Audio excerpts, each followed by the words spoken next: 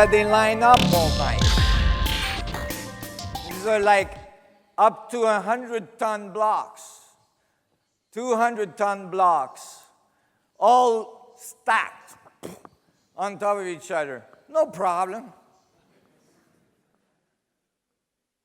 Those guys were supposed to not even have the pulley. They didn't have the wheel. They didn't have iron tools. Only copper. Copper does not cut rock. And on some of these blocks, there's no writing whatsoever in there. But in some of these blocks is this symbol. And these symbols are very strange because they're not cut. They're not etched. They're not carved into the stone. They are burnt into the stone, like if they were burnt by a laser.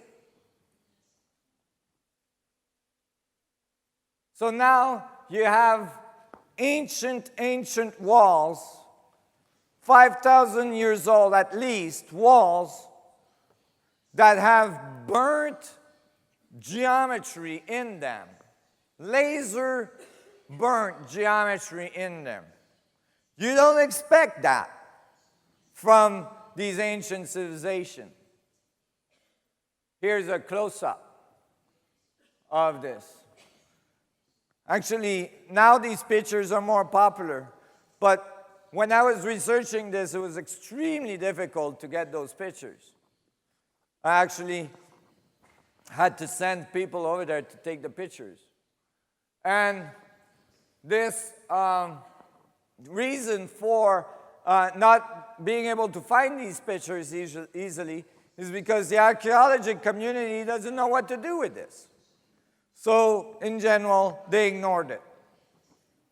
But if you take that geometry and you make it 3D so that each circle is a sphere, well, guess what? You get 64 tetrahedron structure when you put the fundamental geometry of the vacuum in it. So, where was that temple? That temple is called the Osirian Temple, and in Abydos, and it's behind Seti II temple, I believe. And it's actually where the fundamental myth of creation, the fundamental myth of the Egyptian mummification comes from.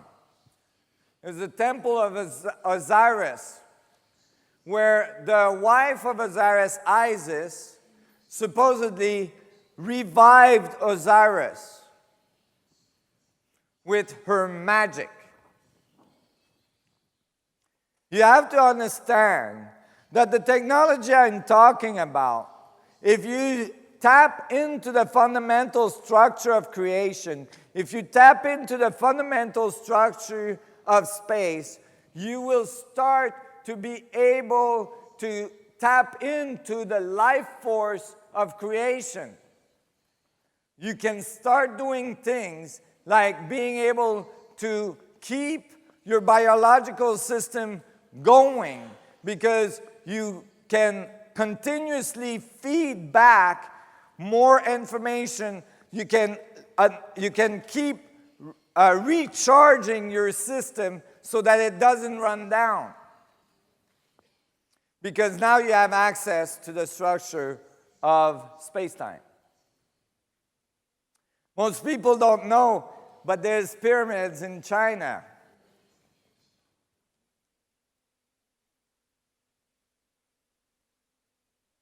Those are actually Chinese pyramids. They're very large. You can see. And when you look at the Chinese pyramid, this is the pyramids in Giza. This is Titicaca, the sun pyramid, the moon pyramid, and another one there at the Way of the Dead. They all lined up nicely in the same way. And that lineup is the same lineup that you find for the belt of Orion. This is the stars of the belt of Orion. Now, these things are worlds apart. You think that's a coincidence? Never mind the fact that all of these people, all of these ancient civilizations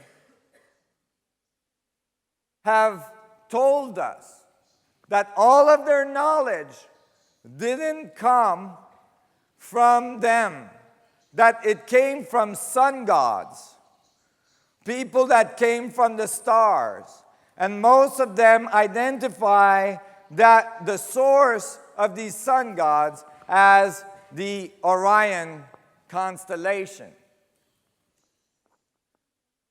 So, this is almost a direct map to what happened.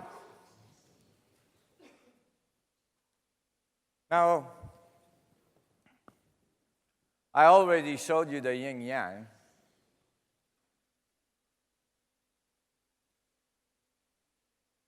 The I Ching is 64 hexagrams, right? And it's each hexagram has 6 sticks, and there's a broken stick, and there is a full stick. And if you cross the two, you get an X structure. Now, if you duplicate this X, right, so that you're using all the sticks in the symbols of the I Ching, then you can map it.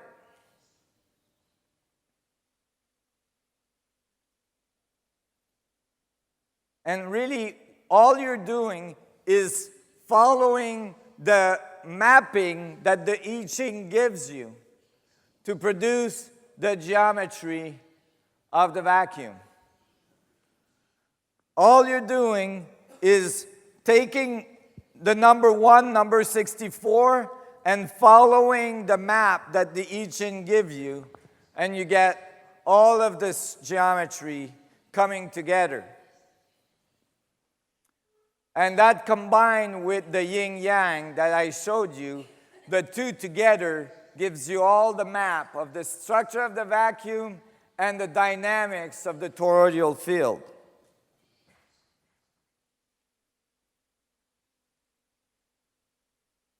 So, let's see. And then you go to the city of the sun gods, right? The forbidden city. And the city of the sun gods is guarded in front by the Sphinx.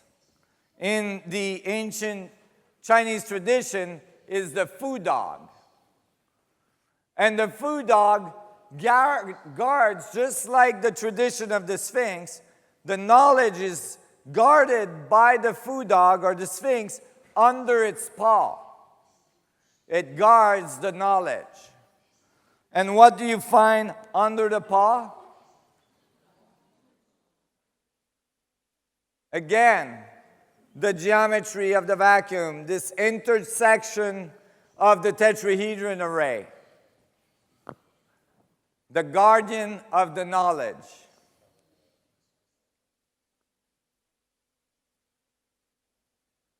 Is there remains of these individuals? Is there remains of these society around the world? Is there information that says, yes, these sun gods were really here, that they were interacting with these people out there? Well, I believe there is. These are skulls that were found in South America. They're very elongated. I call them cone heads. They're not your average, skull. all around the world, from the Egyptian, the Mayans, the Incas, the ancient Indian, North American Indian, and in America, they all had this strange behavior, this strange culture where they would bend the head of the children to try to deform them. And in their tradition, it was said that they would do this to make them sun gods. They were trying to imitate something. How did they do that? Well, when the child was growing, they would tighten the band harder and harder. In some cases, they would put wood planks in the banding to push on the forehead to deform it. But you know, when you do that to a child, the volume of the brain cavity inside the skull does not change. It's the same volume. But in some cases, in these skulls, the volume is almost twice the human brain. So, it's very interesting. Now, there wasn't just one of those skulls found. Many of these skulls were found. Most of the time, very close to very sacred sites, like in temples and so on. They had different kinds. More pointy, less pointy. Here's the normal skull of a human, and this is the elongated skull. And now, can we have sound on the computer? You see, before they were found only in, let's see, let me make sure. We have sound on the computer?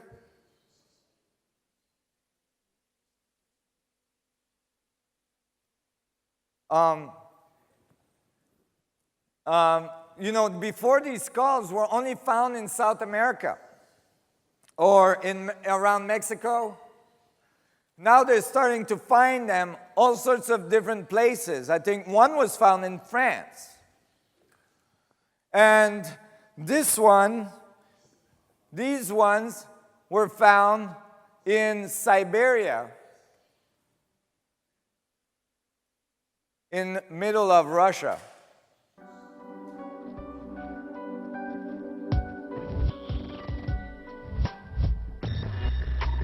Actually, northern Russia. Unusual skulls, I would say so.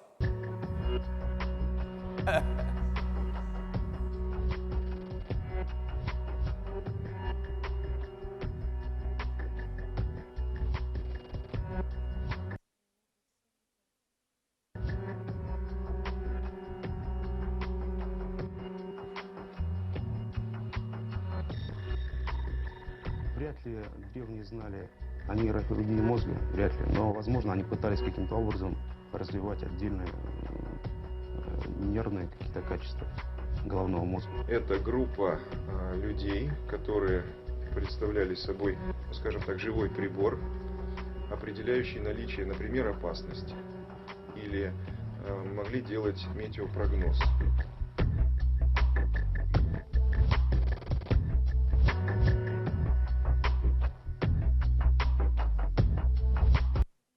No, however, it's uncertain how they got those, right?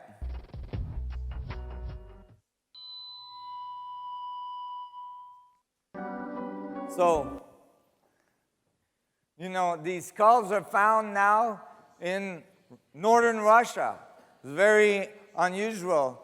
France, there's other skulls that were found in Mexico that look quite different. Now, this one was found in South America. I got this from my friend Klaus Donner, which has done this exhibit of unusual objects that have been found all around the world. The first exhibit occurred in Vienna. We're trying to get it to come to the United States as well. But he showed me this skull. This is from South America. I think it's in a private collection. Note here that the bone at the top of the skull is one piece, right? It's completely one piece. Now, this cannot be a human skull because our top bones are two pieces. So that is very telling. You have a completely different physiology.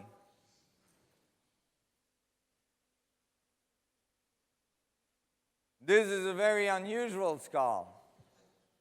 It actually has a larger volume than the conehead skulls. This is actually the largest one ever found. You can see the hemispheres were quite separated.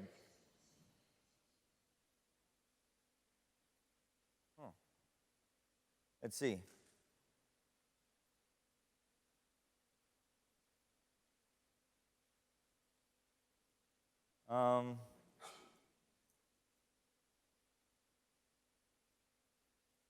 Oh, it's the next slide. Just a second.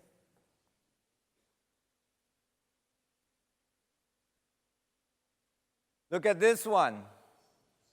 This is called a star child. And interestingly, in this one, there was tests that were done. I've been waiting for a long time. For years, I've been looking at these ancient, skulls, wondering when are we going to get good DNA testing done.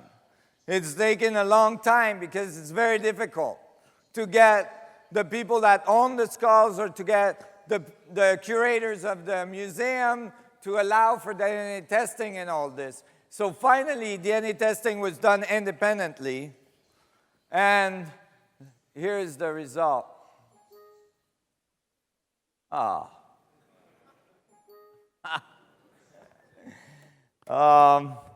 You mind if I pull out the file?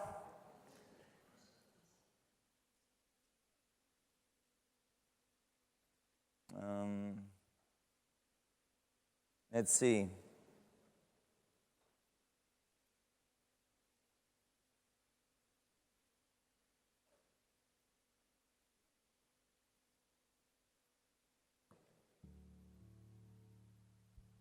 In early 2010, We need sound on the computer. Testing on possibly the strangest looking skull ever discovered.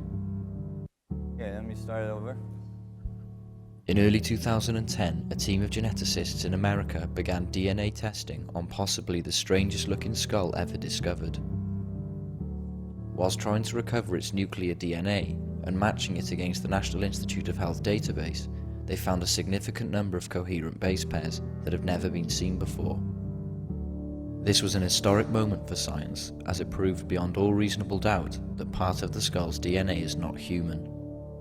Since that result, the geneticists have predicted that when the final genome recovery is complete, it will provide science with the first record of alien DNA ever discovered.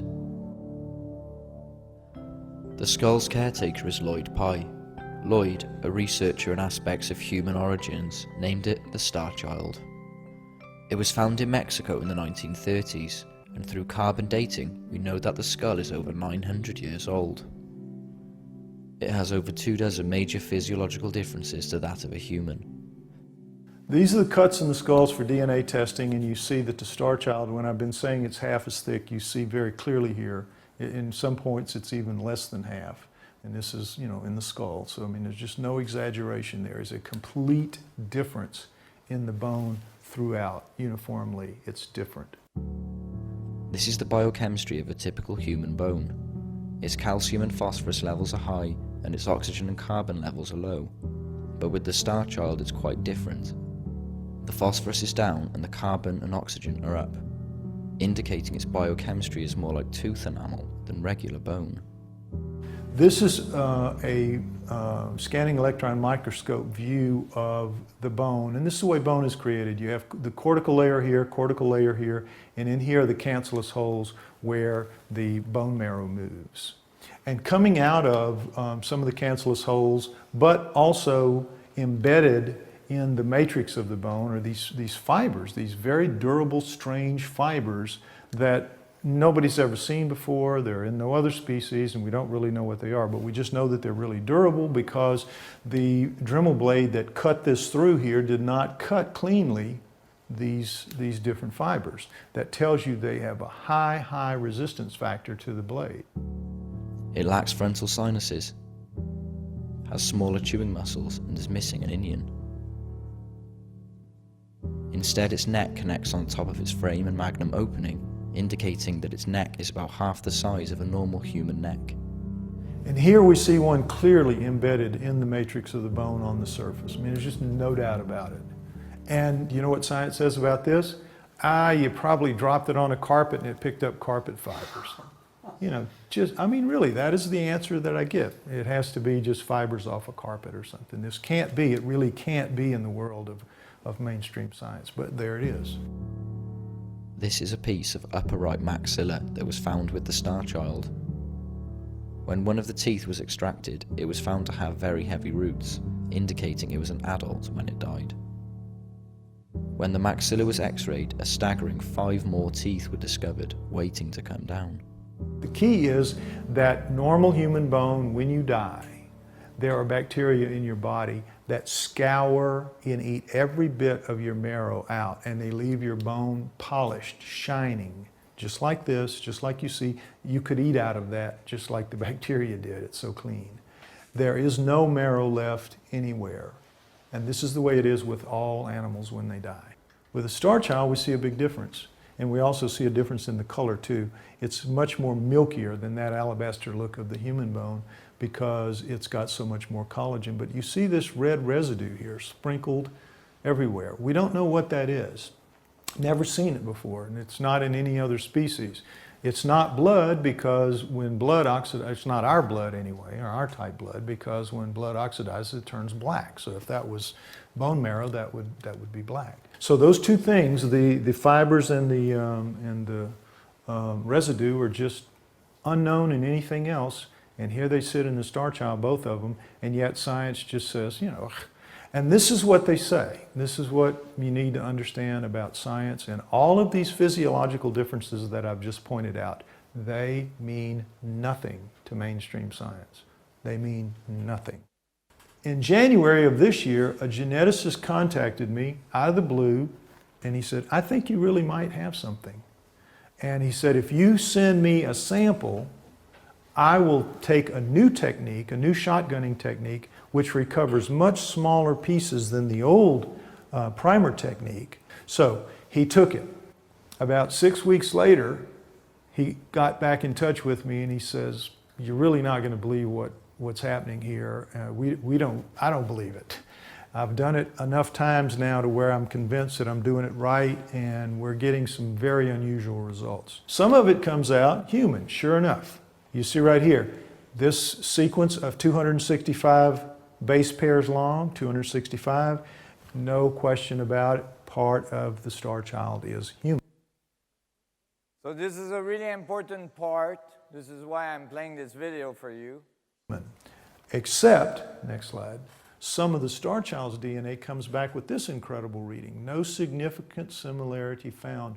342 base pairs long. It's a coherent base pair sequence not found in the NIH database.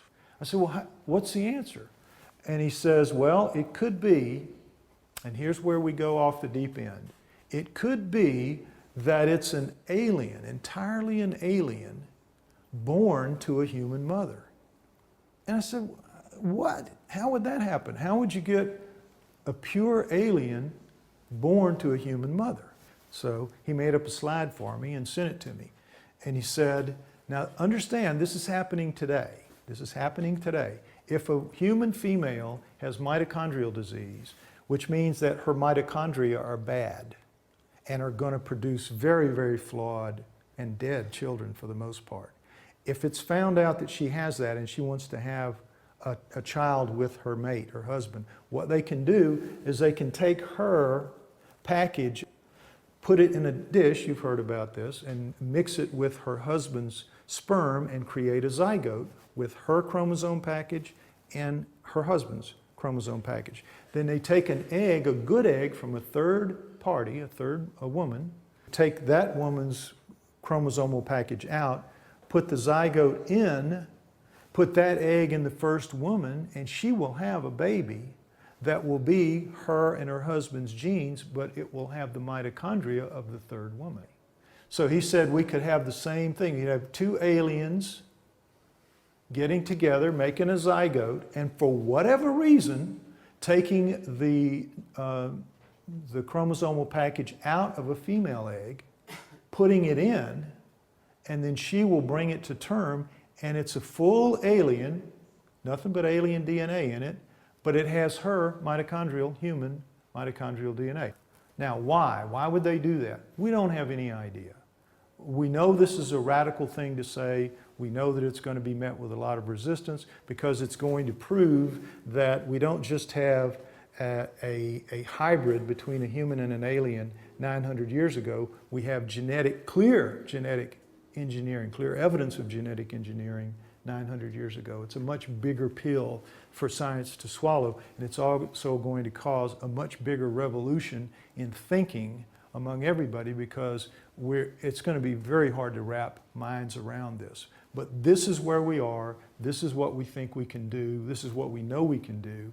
We're now in the process of trying to get the money to start the process of sequencing the whole genome, because when you sequence the genome, at the end of that period, it's only about 3 to 4 months. From the time you start, 3 to 4 months, you have an answer.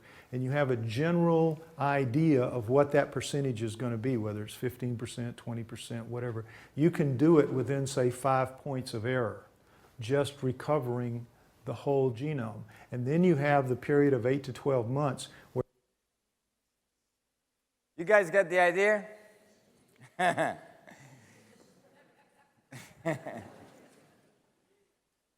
You know, that's very significant. And I'm working with Klaus Donner, which has access to these other skulls that were found, to start sequencing some of the DNA of the other skulls as well. Well, in these ancient civilizations all over the place is that fundamental creation myth where the sun gods have children with the women of man. It's, I think, even in the Bible, right? I think it's in Genesis 6th chapter. And the sons of God came to the earth and found the women of man pretty, or something along those lines, and had children with them. Now, I would like to say that what's really, the reason I played that video to this end is that in this discovery that was done from this skull, you can actually see, you can actually prove that there was DNA engineering manipulation that occurred. So, you know, it's most likely not like the sun gods had intercourse with women of man, but that they might have been, you know, DNA engineering to produce, you know, those results.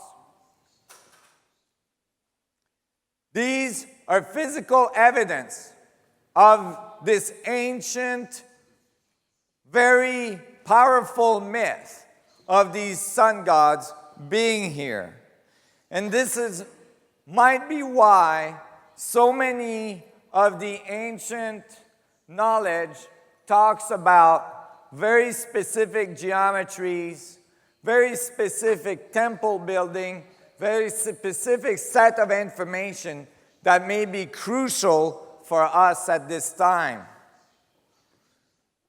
I think one of the most remarkable evidence of these people. You see, because if this information has to do with the structure of the vacuum, if this information has to do with this technology that can tap the structure of creation, that can produce gravitational field, then you would see things like this, where huge rocks were transported. Look at the size of this thing. I think it's like 1,000 tons. This is in the quarry where it was cut. You know? Imagine trying to lift something like that. And then it's stacked, you know, on top of each other. I mean, look, this is the quarry. Over there, the Romans built a temple on top of it. They used that. It's like, wow, look at those big rocks. Hey, they started something. We'll just finish it with one of our temples, right? So, you know, they built a temple on top of it, but you see, they were moved. This is approximately a mile away. Now, a mile is not necessarily a long distance unless you're carrying 1,000-ton block, you know? So,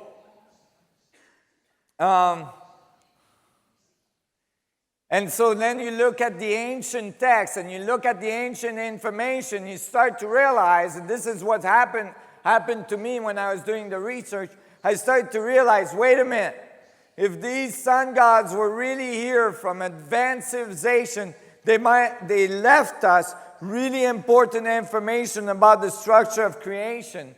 And there you see it, for instance, in this, you know, Babylonian tablets, some of the most ancient knowledge on the planet, you know, coming from the Sumerians.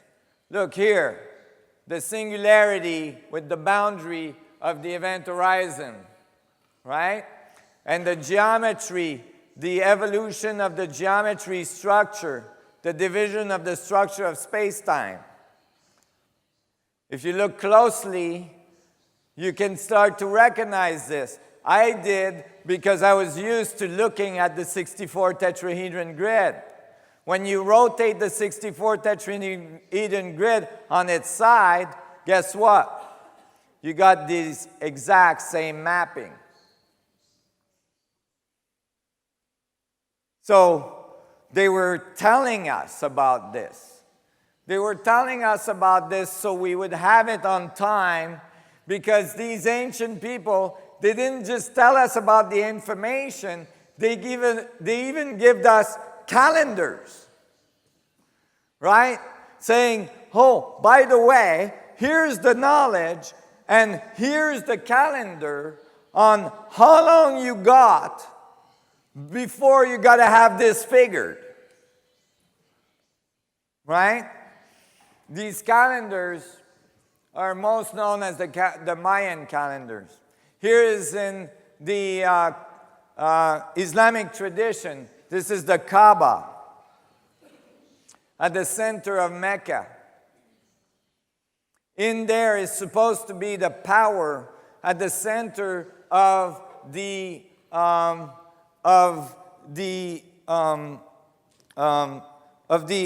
faith, at the center of the power of the Quran, right? It's the creation stone. It was called the black stone or the black crystal. In the Quran, it says to have been given to man by angel Gabriel. And, you know, it's supposed to be in the center of the Kaaba. Now, archaeologists have said that that black stone is most likely meteorite that was found by a Bedouin in the desert. I assure you that you don't start the largest religion on earth because you found a black stone in the desert. This crystal, this fundamental crystal structure we'll see a little later on, may have been this power source that was described in many different civilizations.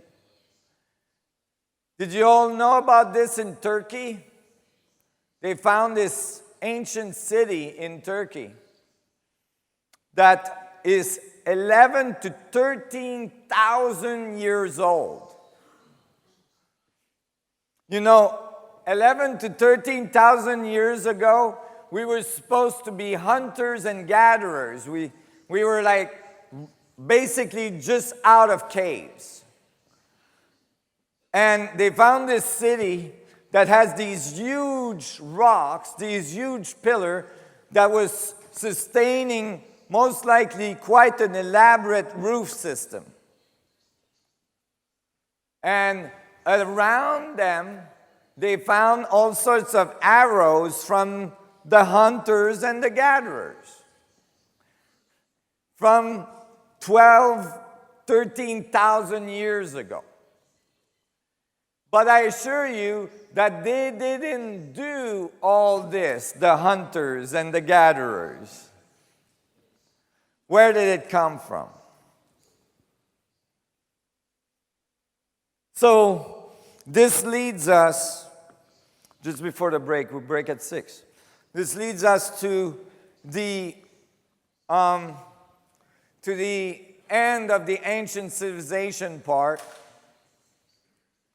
I want to kind of talk quickly about this. This is the part with the Hebraic tradition, the, Old Testament tradition.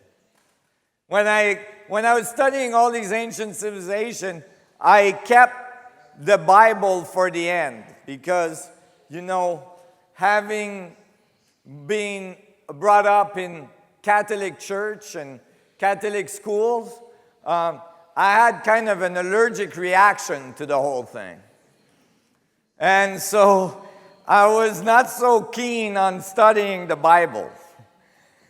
And but when I actually finally picked it up again, to start to study it, I started to study Old Testament. And I started to realize something. It's like, wait, the Old Testament talks about some object. When it says the word God, it's talking about an object. It's talking about something. They're calling the covenant of God, or the Ark of the Covenant of God, or the Ark of the Covenant of the Lord.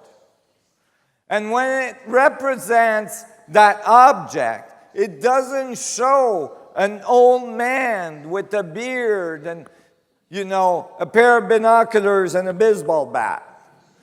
It doesn't. When it talks about that, it shows like a tetrahedron sitting on a throne as the representation of God. And then it describes it as like God was the crystal sea. It was called the Ark of the Covenant of God.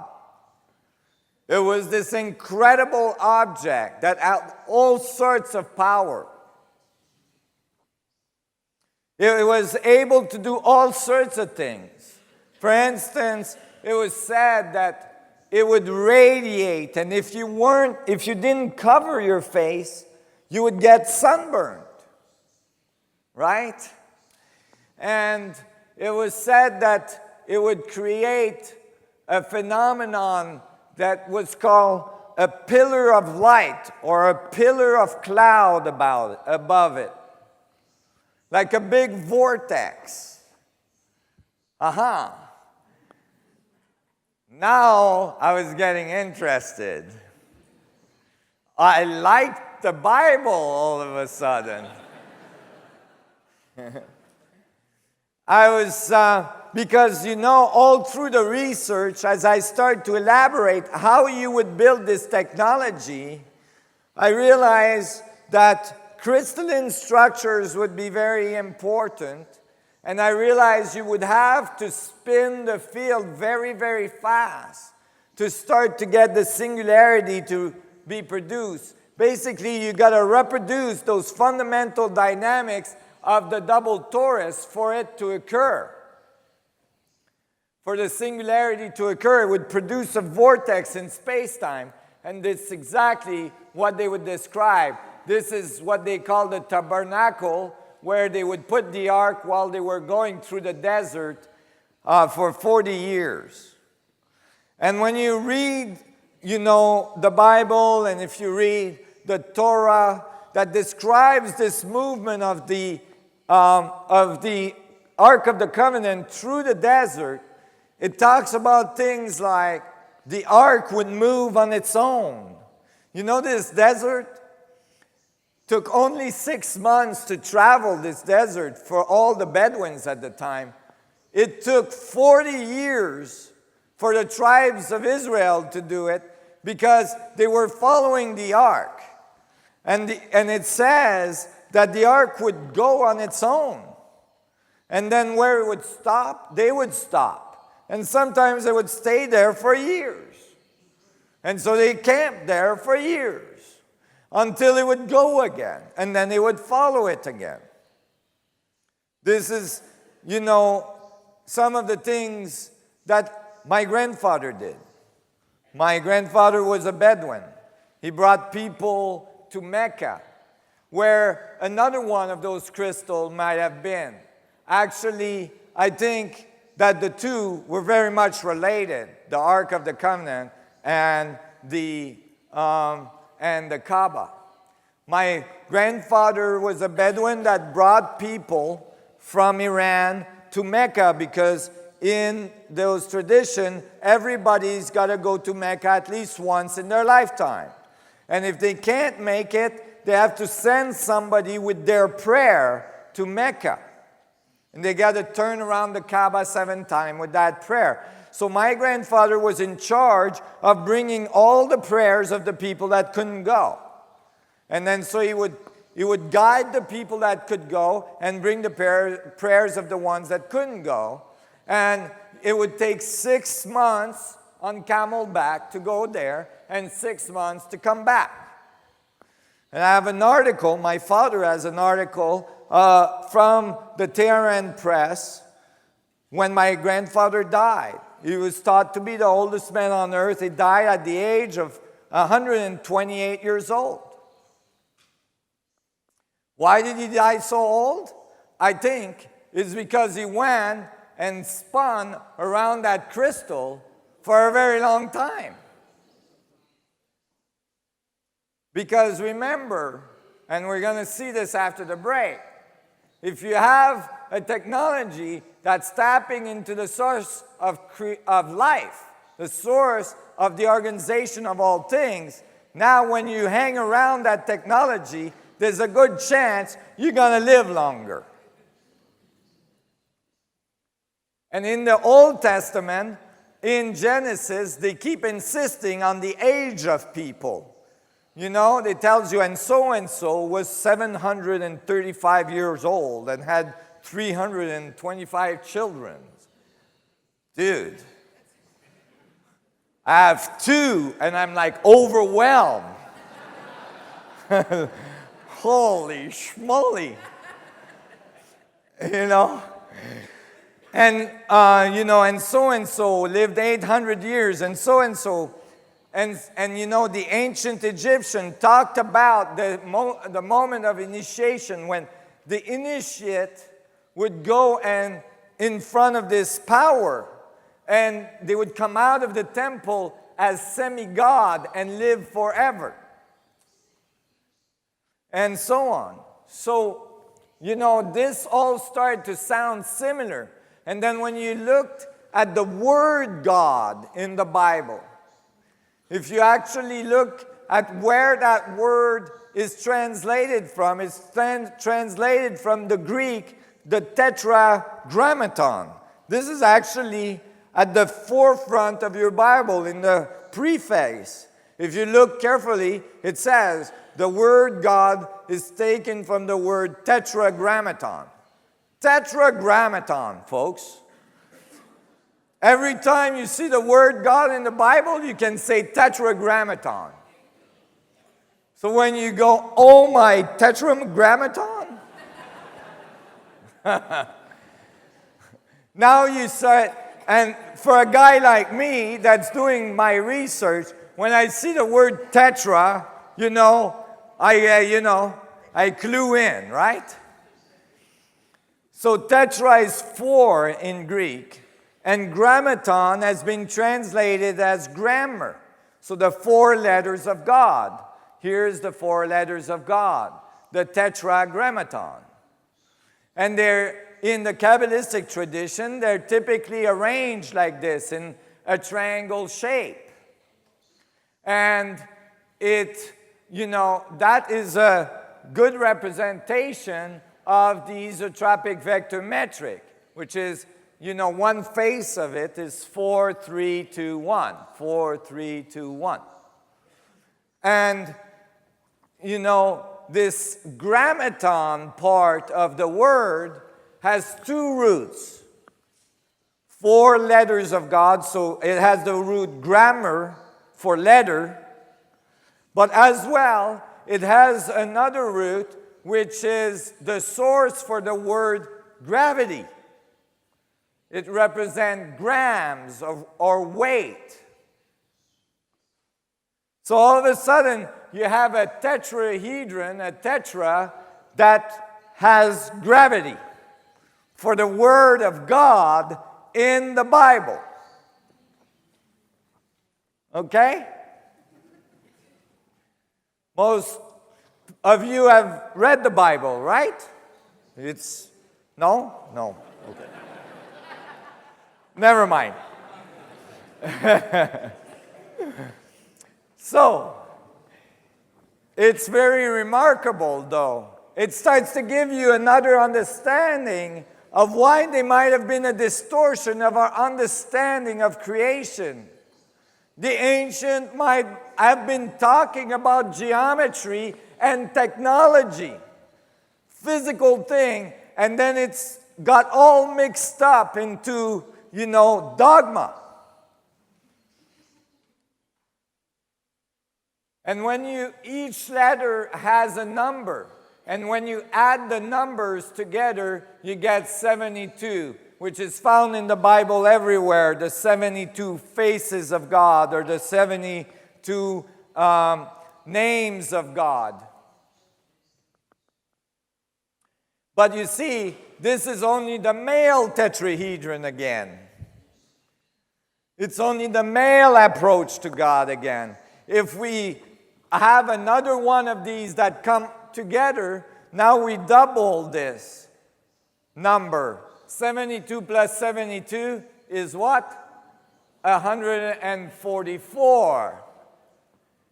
144 is found in the Bible in Revelation, where it says, and the crystal city of the ark will come back to the earth, right? And it has faces of 144 crystals, or something along those lines. Well, the part I forgot to tell you is that if you take 64 tetrahedrons and you count the amount of faces on the outside, you get 144 faces. And then they tell you, if you decode this geometry, which is called the tree of knowledge, the Kabbalistic tree, which relates to the tree of knowledge that's found in the Garden of Eden. Notice that many of these ancient civilizations talks about the time of revelation, the time where we're going to understand all of the mysteries that we hadn't understood before, and that we are going to ascend. When they tell us we're going to ascend, maybe they didn't just mean spiritually, but actually they meant literally. we're going to ascend. Right? When they tell us this, they say to us that this moment, this transformation is going to come from this understanding of the fundamental geometry of knowledge, the tree of knowledge. That if we can decode this, we will understand the principles of the universe, the mystery of all mysteries. But then they give you a warning. They say, many have tried, and most have gone crazy. When I came across that, I thought, well, you know, most people think I'm crazy already. So it's not going to make much of a difference.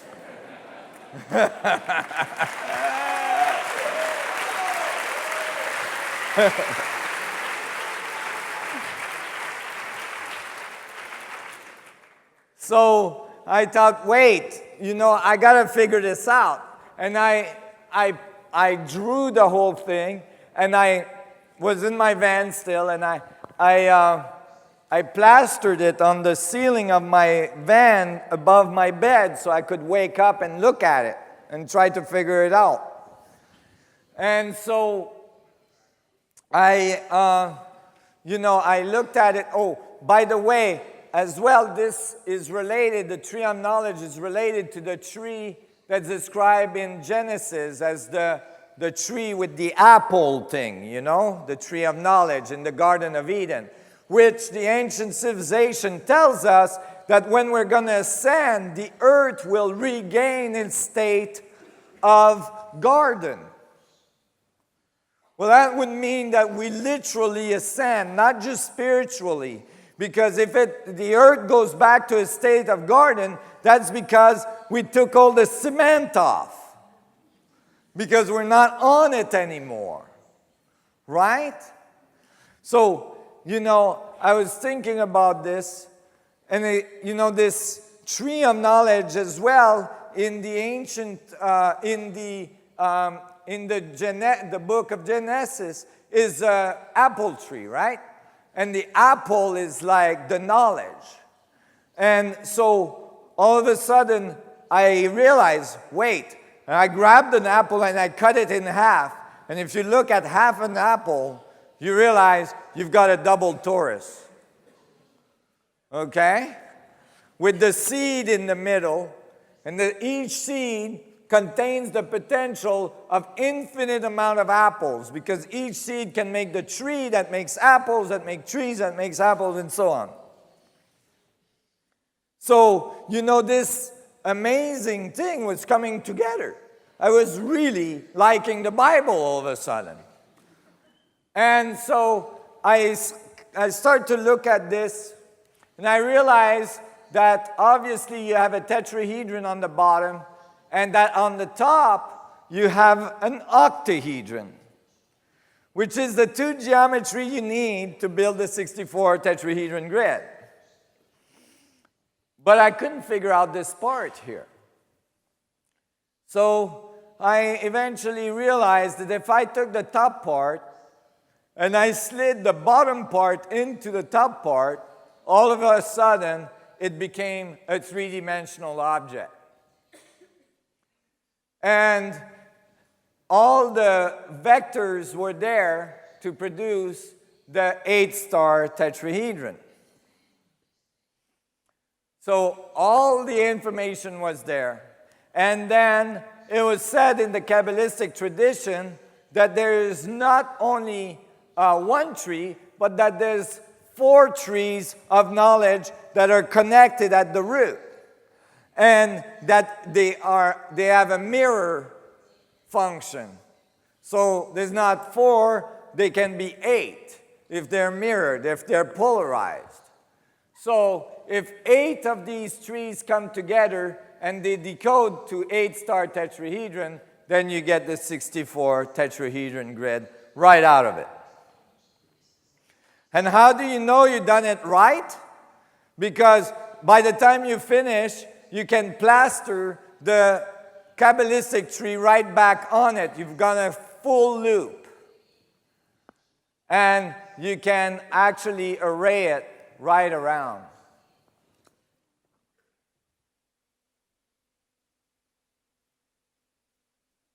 So I don't know if I've gone crazy, but it seems to be correct.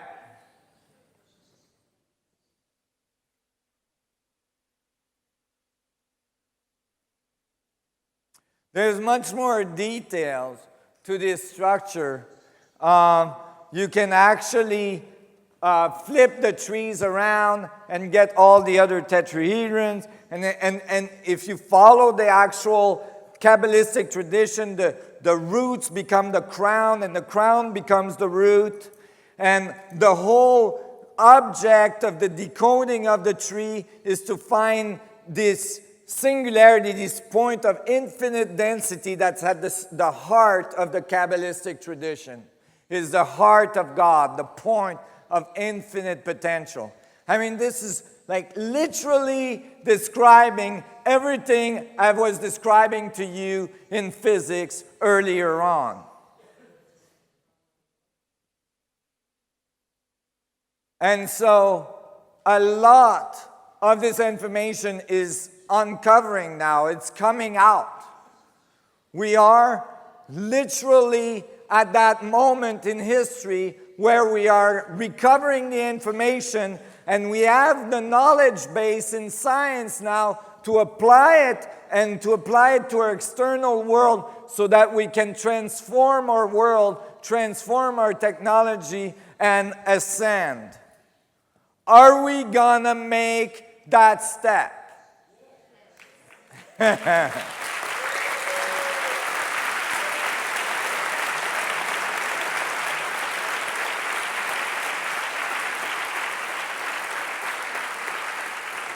You and me together, we will make that change. It's coming.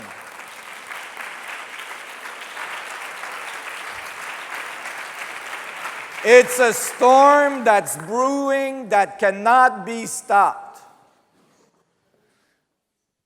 And we have a limited amount of time.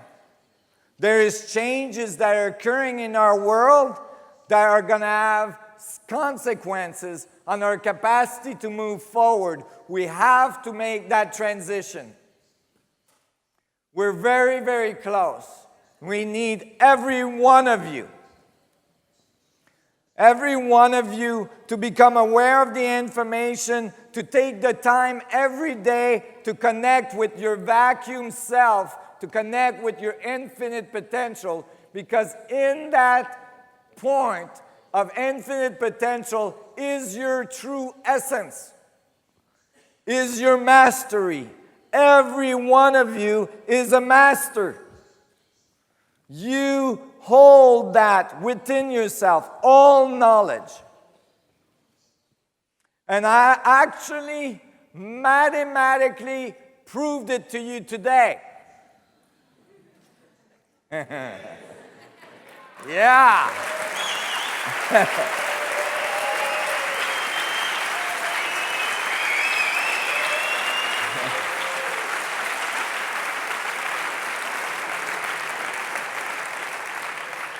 So we're going to take a little break, and after the break, we're going to do another hour to hour and a half where I'm going to talk about what was done in laboratory, which I usually don't talk about in public. And after this, we'll have question and answers. So thank you. Thank you so much. Thank you.